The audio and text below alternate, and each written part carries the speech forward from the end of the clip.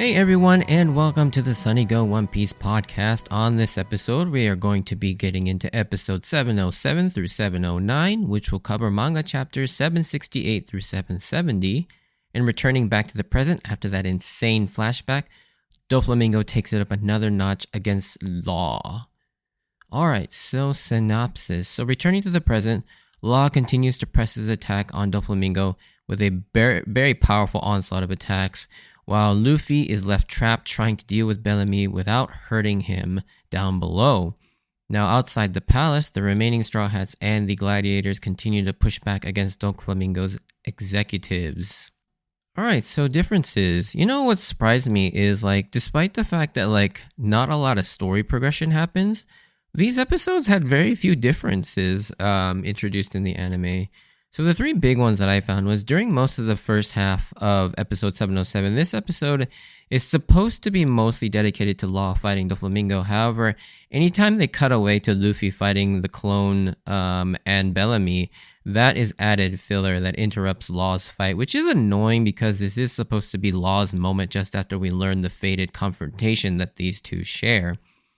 Another change is there's an extended filler in the middle of episode 708, where after Law is grabbed by Doflamingo and left dangling high up in the air, the anime then cuts away to filler fight scenes with Luffy trying to fend off Bellamy and the string clone again, and this is all pretty much filler. However, the interaction with Zoro and Orlumbus, in addition to Zoro mocking Pika's laugh, this is actually canon to the manga, except this happens much later after Bellamy lands the Spring Hopper attack on Luffy that we see kind of him charging up at the end of this episode. And so this scene is moved up quite far ahead comparatively to where it happens in the manga, almost like 2.5 chapters earlier. So this is about 2 to 3 episodes sooner than we should have seen it.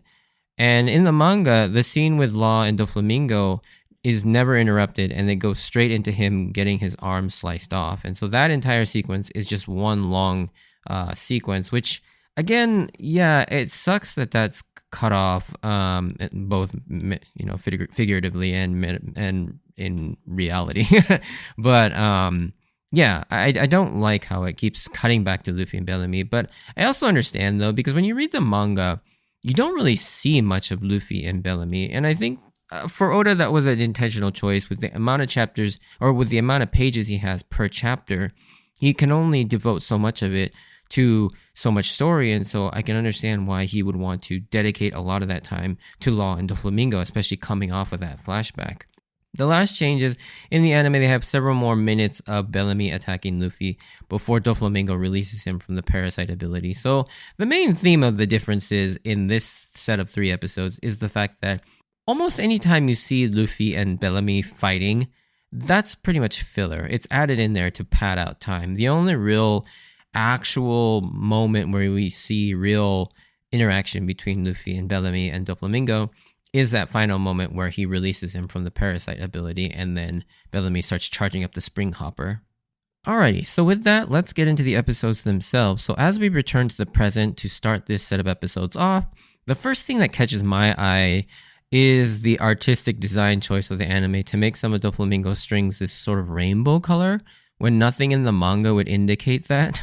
Now, that could be the case in the manga that it is rainbow colored and we can't really tell because it's black and white, so it's hard to tell, but usually Oda is pretty good about color even in the black and white format, because he usually adds different shadings to kind of indicate that, and it's hard to tell, but yeah, I don't see any indication that there's a different coloration. It also uses different move names or the shadings to indicate different colors, but there's just nothing. So I assume that this was just the animators having some fun with it.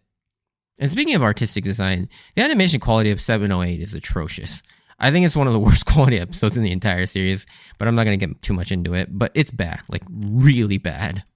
Anyways, in the heat of their duel, Law starts asking Doflamingo what he thinks about Luffy, now knowing that Doflamingo was a celestial dragon, as well as the added context from Corazon that the D-Clan are the natural enemies of the celestial dragons, while Doflamingo doesn't strike you as the superstitious type. And he stands pretty firmly in that philosophy by merely brushing off the notion that fate is what brought Luffy before him to defeat him. But then when Law finally reveals that he's also a D clan member, you can see that there's a slight momentary shock and hesitation in Doflamingo at that fact that not only are there two Ds before him, but that Law was one of them, which is a surprise to him, which I'm sure from Doflamingo's perspective has to make him a little bit nervous at that insane coincidence that Law was a D that happened to show up as a kid all those years ago and basically set them both on this path 16 years in the making. Although through Doflamingo's sheer force of will and absolute confidence in his power, he doesn't believe any of that nonsense. And to me personally, I feel it does certainly give him pause, even if he's playing it off as just superstitious nonsense. But yeah, you can kind of tell that there is a shift in Doflamingo where it's like before he was very firmly like, this is bull crap, that none of this is fated or any sort of supernatural aspect to it. But now that Law is also a D, he's like, maybe. But Law has an awesome comeback to this, as he himself is a very pragmatic person and a man of logic and science. And he says that he agrees that if all it took was the name to beat him, it would have been accomplished long ago. The D name was just the catalyst that started it all, and what Law is doing is actually fulfilling Corazon's will, not the will of D, saying that he'll pull the trigger that Corazon was too kind-hearted to pull all those years ago, and symbolically, Law successfully debuts his new technique, the injection shot, where he stabs his sword into his target, but not only does it stab, but once the blade is in its target, and in this case Doflamingo, there's a secondary attack that seemingly fires a blast internally that does even more damage. This technique may not seem like much as it looks like a normal stab, but it is one of Law's most powerful attacks as he uses his room to basically allow him to pierce anything regardless of defense or toughness, and then attack them internally, causing massive damage, and that the target is basically unable to block unless they avoid it altogether, which can be incredibly difficult if you find yourself already within Law's room, which is why Treble so worriedly tries to warn Doflamingo that he's within Law's range for room. Law gets some good shots in and showcases just how freaking strong his Devil Fruit is and how overwhelming and oppressive he can be to fight against, especially if he has you in his room. Between controlling any objects within it and throwing it at you, replacing himself with any of those objects so that he seemingly teleports and can attack you from any angle while also being able to bypass many defenses. But unfortunately, Doflamingo is just a different beast altogether. He has too much mastery over his Devil Fruit. But not only that, he is one tough guy as he continuously takes blow after blow from both Luffy and Law up till now and just gets up and shrugs it off and laughs it off and just keeps on trucking. Like, he is one tough guy. Doflamingo and Trouble already get under your skin in terms of their demeanor and psychological attacks, but just seeing that none of your most powerful attacks seemingly have little to no effect on him has to be tough mentally to fight against too. Eventually, Doflamingo grabs Law in midair, preventing him from being able to do anything, trying to further psychologically corner him into despair, but Law won't take that bait, as he has a mix of Doflamingo's emotionless, cold, and calculating mindset, but unlike Doflamingo, Law also, thanks to Corazon, has the compassion and feelings that he had that prevents him from becoming an evil dictator like Doflamingo. So he's like a good combination of the two. And Doflamingo and his staunch philosophy that you should never let your emotions and feelings dictate your actions, that you should always be this cold and unfeeling, is, I think, not so much a life philosophy. More so, I think Doflamingo says that because I truly think he's incapable of feeling any of those emotions. And that's why he's so damn good at attacking people's psychological weaknesses. He's not weighed down by his emotions and passions and can systematically see through everyone as a result of it and attack them with precision. The only emotions he seems like he can actually feel is anger and rage. Then something truly shocking happens as Doflamingo slams Law down into the ground. He slices his arm off like a guillotine made with his leg and strings.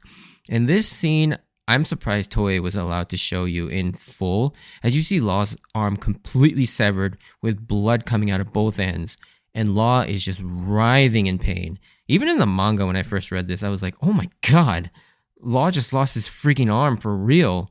And although I did think to myself, maybe he could reattach it using his powers later on after the initial shock kind of wore off, but man, just when Law is about to be executed, Luffy manages to interrupt it by finally taking down the string clone. But one thing that always annoyed me about this is that Luffy beats it with what seems like Red Hawk infused Gomu Gomu no Gatling, and I'm wondering to myself, why couldn't he just do this in the first place? Like, I get why from a writing standpoint Oda couldn't have that happen because he needed to keep Luffy busy for the interaction with Doflamingo and Law to continue. But seriously, I feel like Luffy should have been able to finish off the string clone far sooner and easier based on the way he actually did end up defeating it. And one thing to note though, the anime takes a bit of creative liberties with this move because in the manga, you never actually see Luffy beating the string clone. We only see the aftermath of the string clone being blasted through the ground up to Doflamingo and Law. So in terms of canon, it does seem like it's just a regular Jet Gatling. We just never get to see it. Now with the string clone defeated, Doflamingo decides to change up his tactics a bit and releases Bellamy, knowing exactly what Bellamy would do next. And we then get a brief flashback of Bellamy's origins as a pirate, being sort of the wide-eyed young pirate who idolized Doflamingo and wanting to join under his flag. One thing that I had never really thought about nor dove into too deeply is why did Doflamingo allow Bellamy to use his flag in the first place? Like, he seems to hate him. I don't know at any point it seems like Doflamingo actually liked Bellamy. Diamante and Treble were literally about to wipe them out in that instant, but it wasn't until he finds out where Bellamy's from that he allowed him to sort of take his flag. And so that specific piece of information is what compelled him to allow him to use this flag. And in his answer, Bellamy responds that he's from a boring, peaceful, and wealthy town in North Blue and wanted to be free of that. And the town is called, in Japanese, it's pronounced Notice. So it could either be Notice or Nortis. And depending on the translation, you may see it one way or the other. I probably call it Nortis. I think it sounds more like that. But I think more importantly, he mentions his motivation was because he was bored of that peaceful life. And I think that is the key to understanding why Doflamingo allowed Bellamy to join, as well as why he treats him so awfully. A lot of people seem to have questions about why Doflamingo hates Bellamy so much, and why he's so forgiving of his other crew members when they've screwed up far worse than Bellamy has, with many people citing Baby 5 and Buffalo's failure at the end of Bunk Hazard. Yet Doflamingo was nothing but forgiving to them. And it all goes back to Doflamingo's sort of past, as well as one of his most famous quotes during the Marineford arc. Specifically, he mentions, quote, "Kids who've never known peace and kids who've never known war have different values.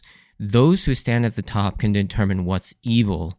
And Doflamingo, having lived both sides of that quote after we've seen his flashback, hearing that Bellamy is from a peaceful, boring, and wealthy life, Doflamingo immediately knows that Bellamy will never be what he needs in a subordinate. But the second part of that quote is what gives Bellamy kind of a chance. If he can prove that he's strong enough, then he deserves a shot. But as soon as he fails, he is proven right that Bellamy doesn't have what it takes and that he will never be, because he doesn't have the grit of having endured a life of grueling hardships. And that's what he gives such preference for in his sort of, quote, family. He knows that Baby 5 and Buffalo have seen the horrors of the world, so he knows that despite their failings, sometimes they are, a little fallible, but they are strong and know the value of strength.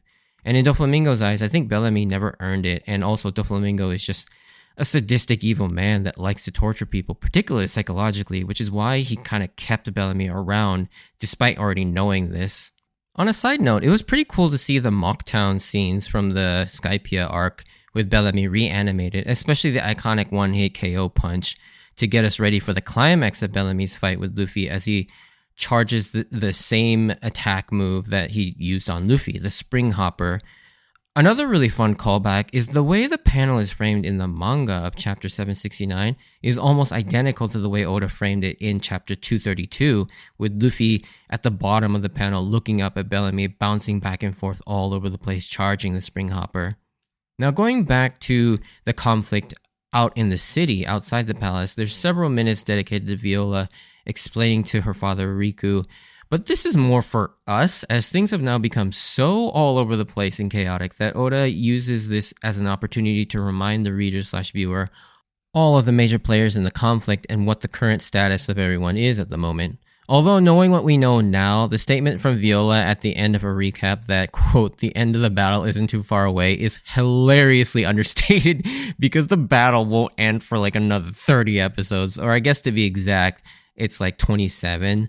But we are still a long ways from the end of the fighting. Even the end of the Dressrosa arc is even further off.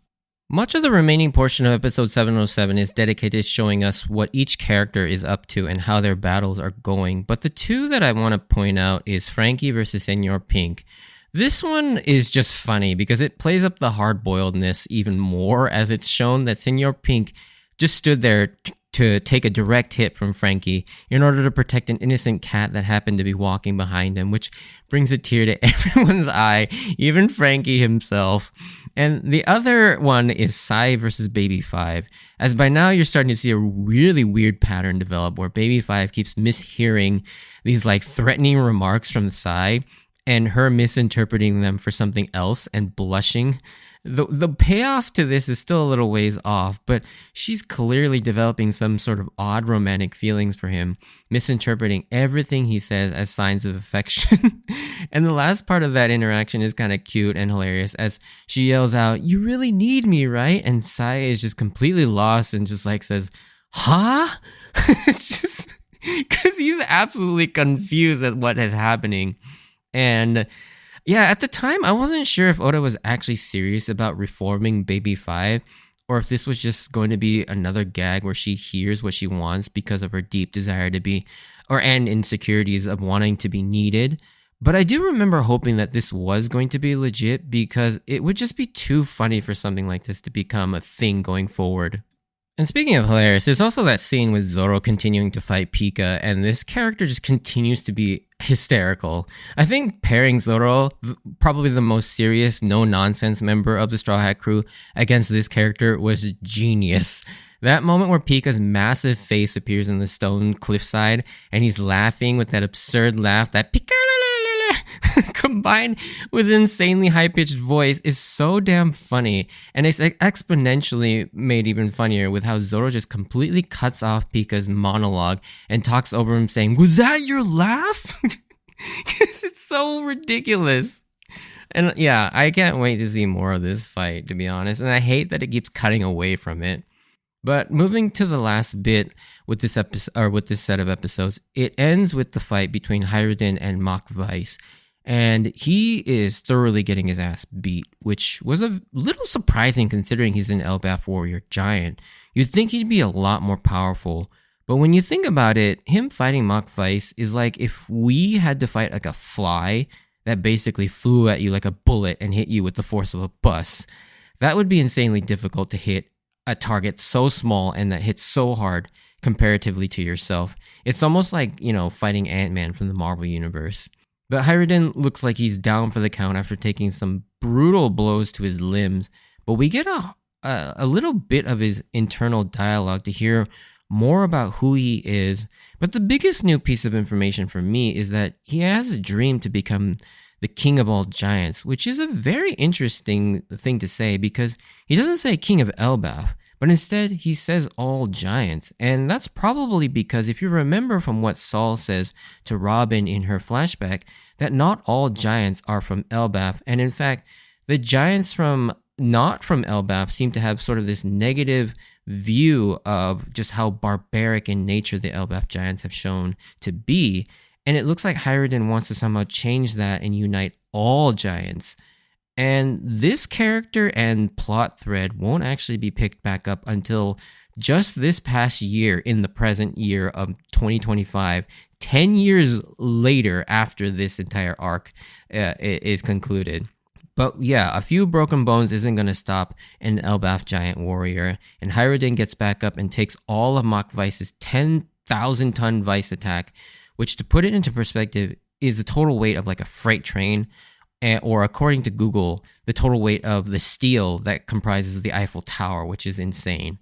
And Hyrudin uses an attack called the Gungnir, which is the spear used by the Norse god Odin, which also happens to be what Chapter 770 is titled. And after horrifically breaking all the bones in his legs and arms into tiny little pieces, he launches Mach Vice into the birdcage, eliminating him and being the first of the executives to go down. Of course, Oda doesn't forget to give Zoro the cool moment of the trademark one-liner where he basically says, once you wake up, the birdcage will be gone, to Hyrudin after he faints. I mean, of course, Zoro has the coolest line, even though he didn't do shit in this episode. But yeah, these episodes definitely serve more as a catch-up and connective tissue coming off the intense flashback from the last few episodes, but there are some interesting moments, particularly diving more into Doflamingo and Law's relationship to each other.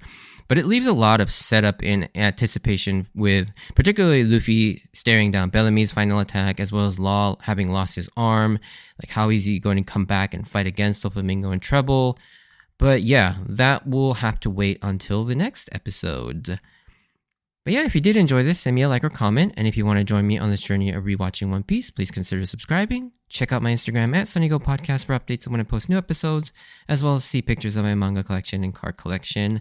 And again, like always, just listening to the podcast is enough for me. But if you feel like supporting me extra, check out my Buy Me a Coffee profile. And I wanted to thank you for taking the time to listen to my podcast. No spoiler section in this episode, so stay safe out there, and I hope to see you on the next episode. Bye!